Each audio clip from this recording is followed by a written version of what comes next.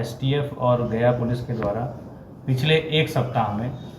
कुल 7 नक्सलियों को गिरफ्तार किया गया है। एसटीएफ और गया पुलिस को बड़ी सफलता मिली है।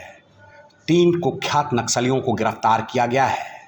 नक्सलियों पर अंकुश लगाने के लिए सर्च ऑपरेशन चलाया जा रहा है। इसी क्रम में गया पुलिस ने त्वरित कार्रवाई करते हुए इमामगंज थाना क्षेत्र के गंगटी बाजार से 3 कुख्यात नक्सलियों को गिरफ्तार किया है। सुन सकते हैं एसपी से कैसे अभियान बनाया गया, कैसे कुख्यात नक्सलियों की गिरफ्तारी हुई। पुलिस के द्वारा नक्सलियों के खिलाफ लगातार कार्रवाई की जा रही है और एसटीएफ और गया पुलिस के द्वारा पिछले एक सप्ताह में कुल 7 नक्सलियों को गिरफ्तार किया गया है, जिसमें से एक नक्सली जिसका नाम राजेश यादव, जो 1 लाख का इनामी भी था, उसको महाराष्ट्र के रायगढ़ से गिरफ्तार किया गया था। आप लोग को बताया भी गया था 30 तारीख को उसकी गिरफ्तारी हुई थी। कल एक बड़ी सफलता नक्सलियों के विरुद्ध अभियान में गया पुलिस और एसटीएफ को मिली है, जिसमें कि 3 व्यक्तियों की गिरफ्तारी की गई है और कुल 4 हथियार की बरामदगी की गई है, जिसमें 3 एसएलआर के राइफल हैं और 1 सेमी ऑटोमेटिक है और 525 जिंदा कारतूस की बरामदगी की गई है और 6 डिटोनेटर की बरामदगी की गई है। 7 मैगज़ीन की बरामदगी की गई है, जिसमें कि 2 इंसास की मैगज़ीन है और 1 मोटरोला का वॉकी टाकी होता है, उसकी बरामदगी की गई है। ये पूरा जो ऑपरेशन था लगभग 24 घंटे पूर्व हम लोग का प्रारंभ हुआ कल, जिसमें कि एक रुपेश पासवान करके एक व्यक्ति है जो कि इमामगंज का ही रहने वाला है, कादिरगंज के पास का, और उसने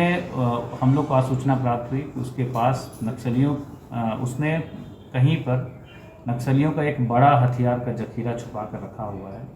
और उसमें गया पुलिस और एसटीएफ की ज्वाइंट टीम के द्वारा, जिसका नेतृत्व एसडीपीओ इमामगंज स्वयं कर रहे थे, उसके द्वारा उसको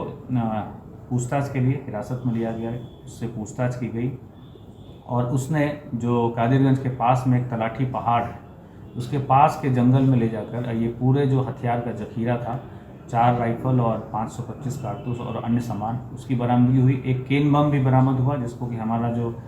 बम डिस्पोजल स्क्वाड है उसके द्वारा उसको निष्क्रिय किया गया और उसके बाद उसकी पूछताछ के आधार पर 2 अन्य व्यक्ति, एक उदय कुमार जो कि सोहेल सलैया के रहने वाले हैं और बबलू कुमार जो कि जगतपुर लकड़ाई भदवर थाना अंतर्गत रहने वाले, इनकी भी गिरफ्तारी सुनिश्चित की गई। और पूछताछ में ये सामने आया कि जो एक नक्सली कुख्यात था जिसकी हत्या हुई थी फरवरी माह में,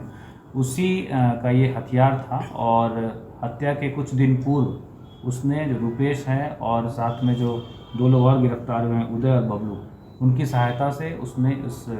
तलाठी पहाड़ के जंगलों में छुपाया हुआ था और इस हथियार का प्रयोग भविष्य में जो भी नक्सली गतिविधियां थी उसमें किया जाना था।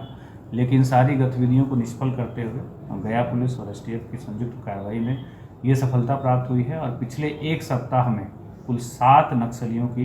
गिरफ्तारी की गई है, जिसमें 1 नक्सली गिरफ्तारी राज्य के बाहर रायगढ़ महाराष्ट्र से की गई है। ये जो अभियान है नक्सलियों के खिलाफ, ये गया पुलिस का निरंतर जारी रहेगा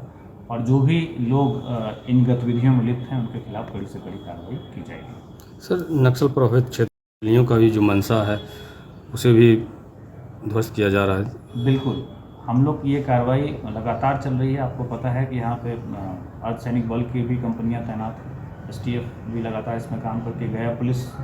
जितने भी फोर्सेस इसमें काम कर रहे हैं सबके साथ मिलकर एक प्रभावी कार्रवाई की जा रही है, जिसमें कि न सिर्फ नक्सली पकड़े जा रहे हैं बल्कि उनके जो हथियार हैं वो भी पकड़े जा रहे हैं। और इसमें एक और महत्वपूर्ण बिंदु है कि जो 3 एसएलआर पकड़ी गई हैं उसमें से एक एसएलआर 2008 में ही इमामगंज थाने से ही लूटा हुआ था और ये 47/2008 केस है, और जो दूसरी राइफल है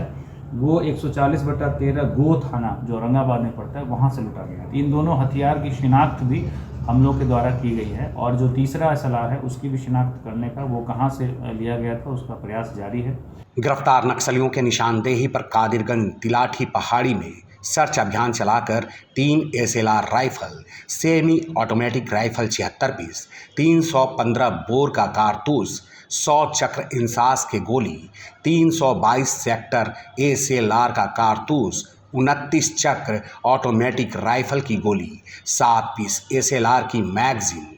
एक निष्क्रिय केन बम डेटोनेटर, वॉकी टॉकी मोबाइल इत्यादि बरामद भी किए गए हैं। अपडेट्स के लिए बने रहिए हेड्सअप न्यूज के साथ। देश और दुनिया की तमाम बड़ी खबरों के लिए देखते रहिए हेड्सअप न्यूज।